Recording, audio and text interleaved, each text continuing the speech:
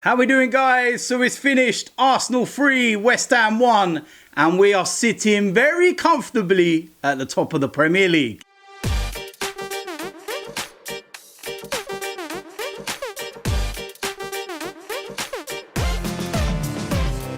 So like I said, Arsenal 3, West Ham 1, and we are sitting very comfortably at the top of the Premier League. And this is my review of tonight's game. And I'll tell you something, that was definitely a game of two halves. It was one of them where you look and you go, my word, there's going to be some twists and turns in this league before it finishes, that's for sure. And I don't know whether my heart can take it. It was always going to be a tricky game. London derby, despite West Ham's form and everything else, it was always going to be tricky because of the fact that we're coming back from the World Cup. How were the players going to react? How were people going to, respond, etc., etc.? You looked at some of the results earlier on in the day. Newcastle winning actually puts pressure on us because they move up to second. You want to keep that gap from Manchester City. 3 points will take you 8 away from them before they play on Wednesday, which psychologically could be a big thing. So you look at that and it's a big game, being given the last one in the day. Of course, Spurs drop points as well, so you've got an opportunity of going 10 ahead of them and the game in hand still. And you're really starting to pull away from everybody. And this is the thing that we're doing right now.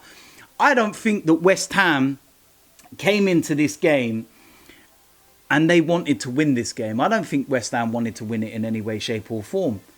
I just think that the whole way that they played was just poor. I honestly thought that West Ham were awful. To be perfectly fair, I think that they're not a great side. I don't think that the way that they played was good in any way, shape or form.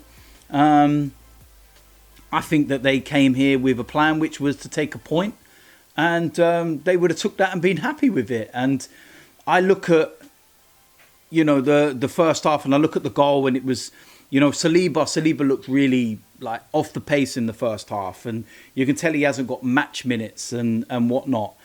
And they get the penalty, and all of a sudden West Ham have something to hold on to. They have something where they can go, okay, cool, we got more than what we bargained for here, but let's go and move on now. So they literally sat 10 men behind the ball and literally said to us, try and break us down. And we were unable to break them down in that first half. And we got given a penalty right on, injury time of the first half. And it was rightly overruled by VAR because it was actually cleared by the head, not the hand. And that's where you don't mind VAR because it actually works right. But again, at half time, there were question marks, not from the likes of me or other people. It was, the fans and whatnot. It was just everybody else waiting, rubbing their hands like, oh, yeah, Arsenal are losing. Get those tweets ready. Let's start talking about the meltdowns and the capitulations and the way that they just fall apart. And, it was ready. People were waiting. They had them drafts waiting. But we come out a completely different side, and we are a completely different side this season. The mentality of the team, the way that we play. I've got to say, Martin Odegaard, my word, what a player. His performance tonight. If you don't rate Martin Odegaard, okay, then you don't know what you're talking about with football. You may as well just stop talking about football, full stop. Because Martin Odegaard is a top draw player. And he's ours, and he's our captain. And if you don't like it and you want to sit there and seriously give your head a wobble, go watch somebody else. He is top draw. And tonight he pulled every string. He was immense.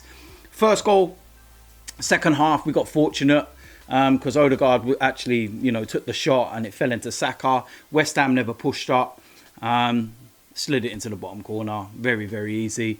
Second goal, mistake by Fabianski to get beaten at the near post. But listen, he owes us one with the amount of mistakes he made for us when he was a goalkeeper anyway. And then the third goal, the pick of the bunch, Eddie Nketiah, superb goal. And, before that, Eddie was frustrating me. Some of his build-up play and the way that he works and he gets himself into certain positions, excellent. Absolutely excellent, some of what he was doing. But then when it gets to the final third and it's the end product and when he's got to deliver, that's where he frustrates the life out of me. Because there were a couple of moments like that in the first half. But in the second half, I thought his work rate was really good. I thought he linked up better. His finish was absolutely superb. And right now, listen, at the end of the day, like we said, whether you think that he's the man or not, right now he is the man.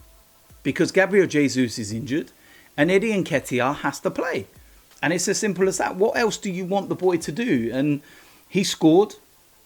And what I liked was the way that the crowd reacted and the players responded. And I hope that gives him some kind of confidence. I see his interview after the game and he looked happier. He looked like, you know, he had a smile on his face. But he knows that there's pressure on his shoulders. He knows that everybody's looking at him. But I said this in my watch along that, you know, Arsenal put a lot of faith in him, giving him the number 14 shirt, you know, giving him $100,000 a week and everything else.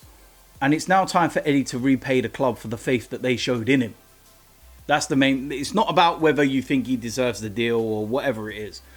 It's about, you know, showing the faith and showing what Arsenal put in you to give back, you know. So listen, all in all, I look at the situation, I look at the game, and I just think a game of two halves. A difficult game because coming back from the World Cup, that's always going to be a difficult one. I also think that, you know, London derby and going 1-0 down, it's never easy. It's never easy turning around, you know, games in the Premier League when you go 1-0 down and whatnot. It doesn't matter who you're playing. It's always difficult to turn things around because, you know, it's the Premier League. It's tough. It's a tough league to do it in. But right now, the mindset of Arsenal, the way that we're playing is completely different. You know, the way that we're completely, you know, taking games when we're not playing great. We've done it multiple times this season where you've looked and you've gone, maybe. There was the Aston Villa game, responded. Fulham game, responded. Even the Leicester game when they went and got a goal and then we went and got ourselves 2 goals back in front again immediately. There's always a response. Leeds United away, response. Wolves before the World Cup break, response. It's constant. It's just always responding over and over. And that's what I like, is the mentality of the club. The way that they're doing things looks completely and utterly different than before.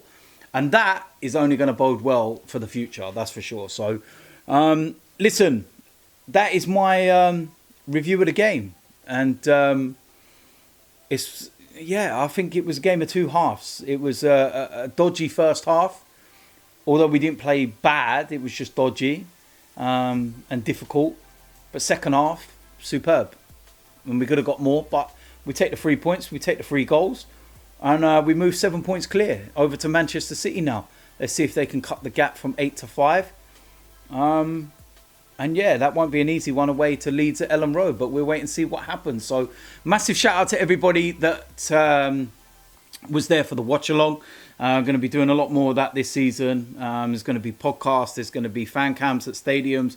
There's going to be so much going on the channel and everything. So listen, if you're new around here, make sure you hit the subscribe button and make sure you smash a like on this video.